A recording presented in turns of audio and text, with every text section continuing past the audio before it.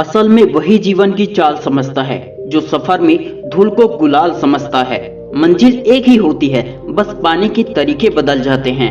आशावादी व्यक्ति हर आपदा में एक अवसर देखता है, लेकिन निराशावादी व्यक्ति हर अवसर में एक आपदा देखता है।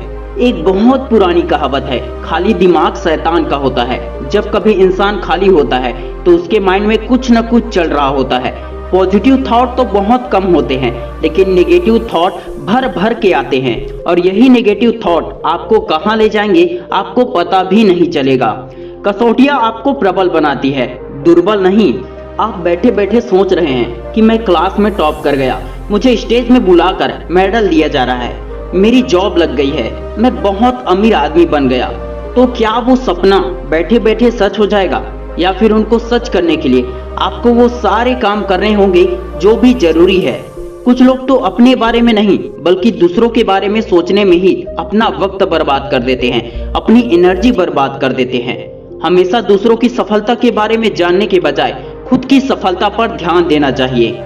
लड़ाई लड़ने वाला ही विजय प्राप्त करता है, दूर से देखने वाला तो सिर्फ तालियां ही बजा सकता है।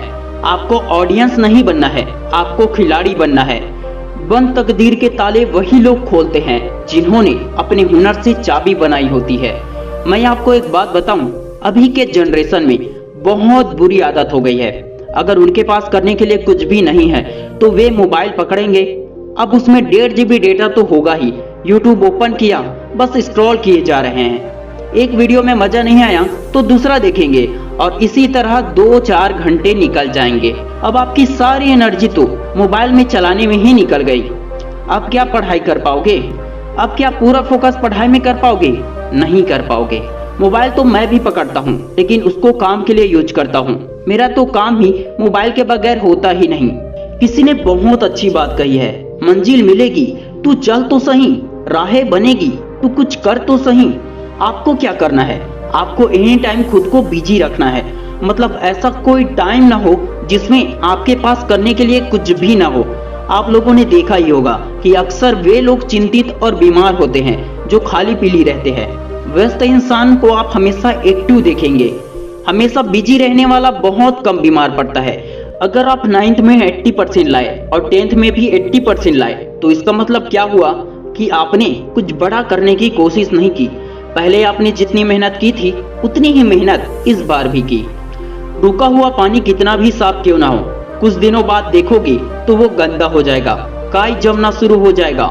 तो आप रुके हुए पानी के जैसा मत बनो, बल्कि बहते हुए पानी के जैसा बनो जो चट्टान को भी पार कर देती है। जीवन में कुछ बेहतर करना चाहते हो तो हमेशा सीखते रहो और सिखाते रहो। धीरे धीरे आगे बढ़ने से ना डरे, एक जगह खड़े रहने से डरे। लोगों का क्या है, खाली टाइम में वे लोग टाइम को पास करते हैं। आपको टाइम पास नहीं करना चाहिए, बल्कि अपने टाइम को यूटिलाइज करना चाहिए।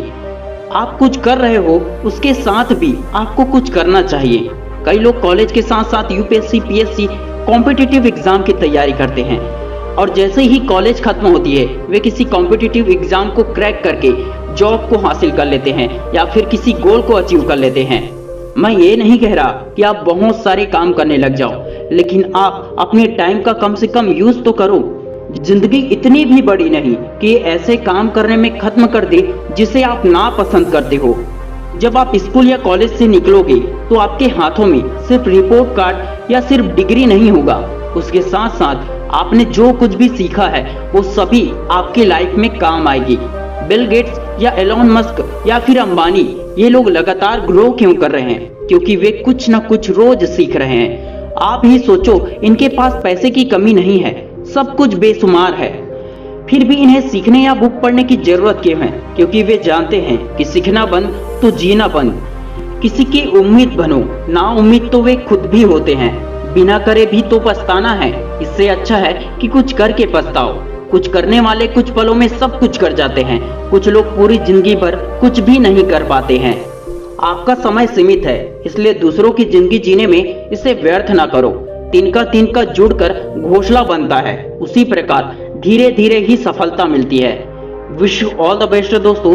मैं शिवानंद साहू आपके सपनों को सपोर्ट करता हूँ। वीडियो पसंद आया हो, हेल्पफुल लगा हो तो इस वीडियो को ज्यादा से ज्यादा दोस्तों के साथ शेयर जरूर करें। जय हिंद, जय भारत।